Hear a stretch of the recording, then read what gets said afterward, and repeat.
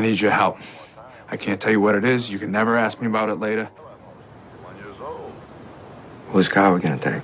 Doc, short of being dead, what the hell are you doing this for anyway? Wide up is my friend.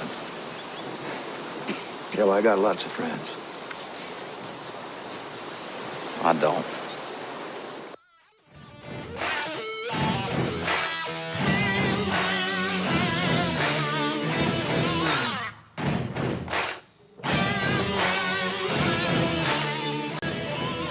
Continuing in the conversation around culture and community and building these relationships, thank you to our small credit unions for not only keeping it real, but talking about the importance of everything that we've been building on throughout today. I love that little collection of commercials there because I think the people that I spend 3 a.m. with usually are my best people, for one reason or another, and that's when we solve the world's problems, right? When we stay up too late at night. So now we're going to talk about activism and the urgency that is required in order to be this in the industry. Banks are attacking the credit union tax status with unprecedented force, but what if our defense didn't rely solely on lobbyists? What if it came from the culture of credit union activists, members, fans, followers that were mobilized by purpose, not necessarily politics? This panel is going to explore how culture fuels activism and how credit unions can harness the power to shape this narrative. I'd like to invite up here Jason Stevrak, Chief Advocacy Officer of Defense Credit Union Council. Manolo Morales, the VP of State and Local Government Affairs from Visa. Andrea Heger, CEO of Franklin Madison. And there he is, George Estrada, founder of Orion Digital Services and the CTIO for Rise Credit Union. Welcome. I cannot wait to hear from all of you. George, we sit next to each other. Yep, there you go. Take it away. Good morning, everyone. And what a beautiful day in Washington, weekend actually. We've been here before when it's freezing outside, so those of us can appreciate it. So I want to talk we're going to talk a little bit about activism and what's urgent out there for credit unions. But I first want to talk a little bit about, I'm sure a few of you remember the 80s. And, I want to define activism a little bit. Because yesterday it was so beautiful, I went for a walk, and I ran into 3 different types of protests, right?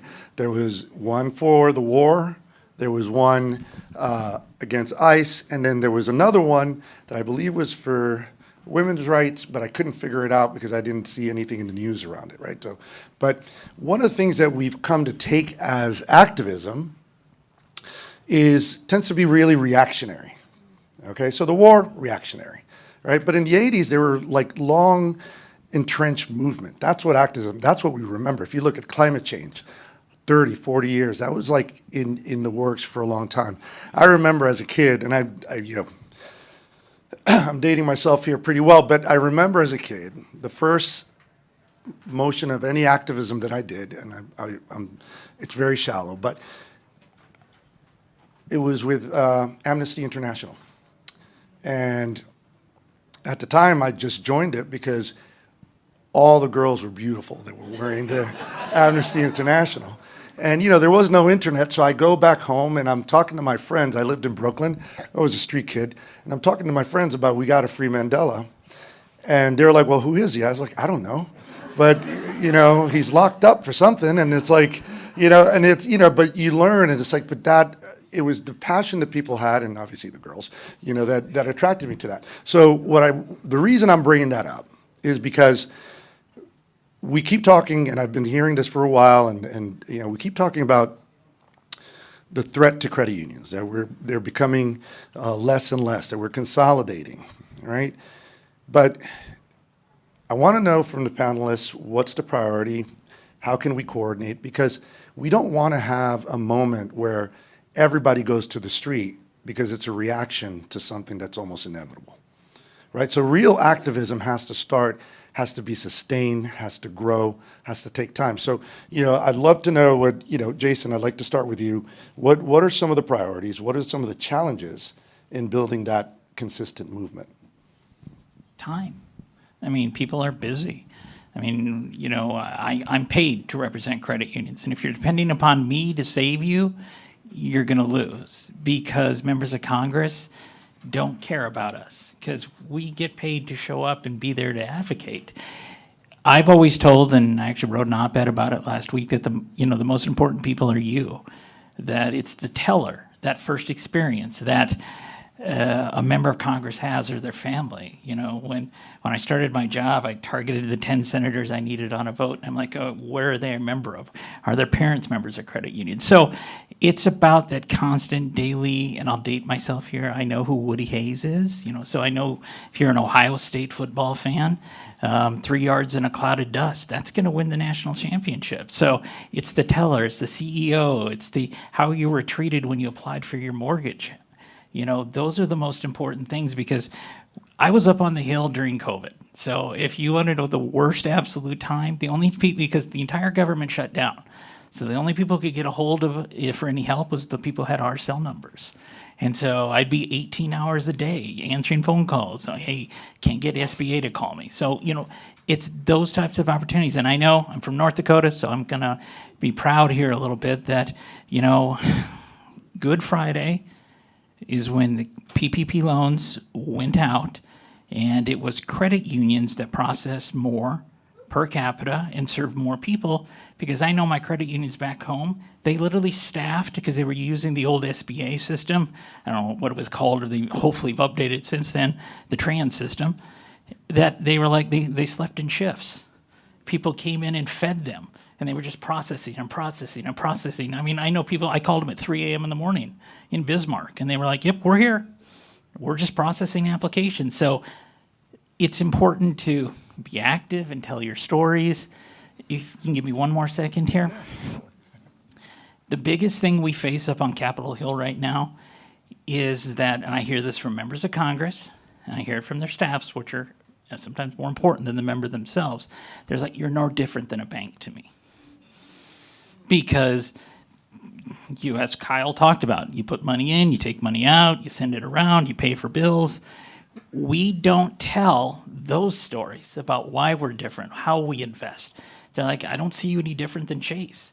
Or like, okay, maybe your small ones are a little different, but $1 billion and above, my boss asked me to investigate, should we tax you? Because they don't have that connection anymore. As we've grown bigger, we've consolidated, let's be honest about that. We've lost a lot of that connection to the community. The congressman that represents the Firestone district, well, now they represent more than Firestone. And so how are we continually telling those stories? There's no connection from the district, from the state, to the member's office. And those are the problems we're facing. So, Manolo, I'd like to have you pick it up from the big corporate conglomerate angle, right? We have two professional lobbyists to some degree or another, right? So, which again, when we think about activism, it's like we tend to associate it with grassroots, but in this case, we're talking a professional level. So we have a challenge on going in the other way. So what's one of the biggest challenges you see coming from your end when you're representing groups like credit union? Sure. I think the biggest challenge by far is that our message is more difficult than the merchant. So I'm talking mostly about the interchange fight we see in Congress and across the states. The merchants have a very, very clear talking point, and we have to sit down for 15 minutes. Hopefully you're seated before you try and explain interchange, because people don't understand it. They don't want to understand it. They really don't want to hear from us about it.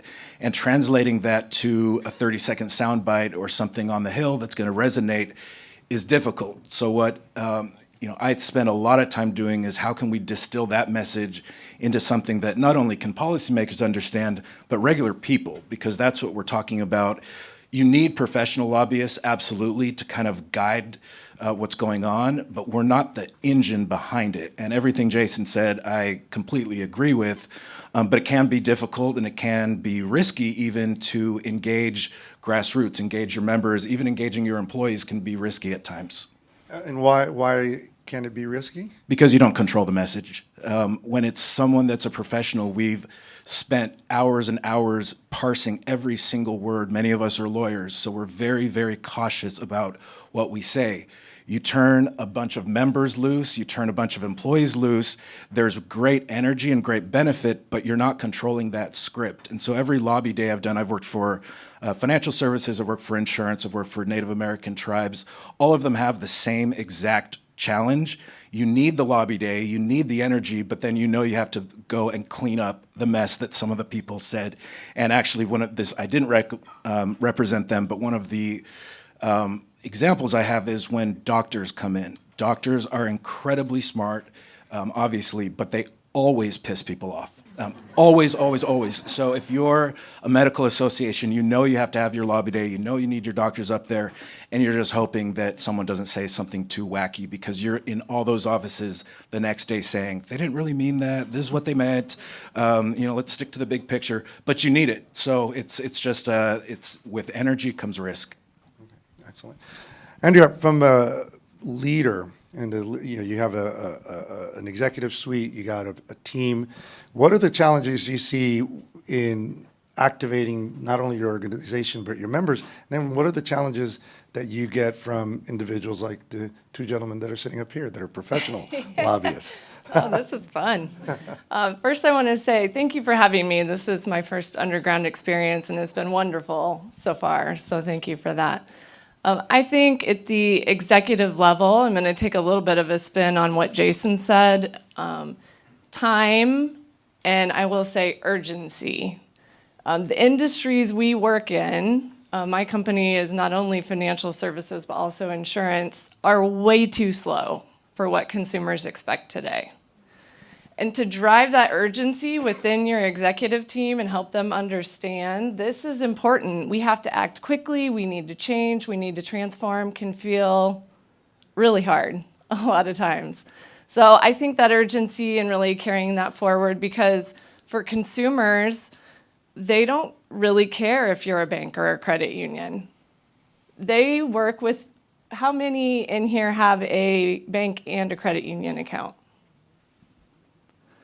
They want different services at different companies when they want them, how they want them, and they want you to be acting with urgency regardless. And so we see that time and time again in how we interact with consumers and bringing that forward. And that needs to be the conversation. That's what you need to be talking about with your executive team, is when a consumer comes to us and they expect something, how do we act with urgency and serve that need? And we are just way too slow as an industry still. Well, I'm being told that we're running out of time, so I'm going to make a couple of quick comments and keep it there. So look, I think that when I listen to the panelists here, is look, I joined the credit union movement recently. I came out from AWS, and I didn't know what credit unions were when I was assigned the task to build a credit union team along with some colleagues, right? That's a problem, right? I didn't know. I learned a lot, and that's one of the things that activists do. Activists actually have to dig in and get in there to learn what's going on. And I'll end with this. I appreciate the professional angle that you both bring to the table, but you know what? If we're really a cult, if we're really a movement, we got to get used to unpredictability. Right? We got to engage those members, because nothing gets the attention of the capital of narcissism like people advocating in their face.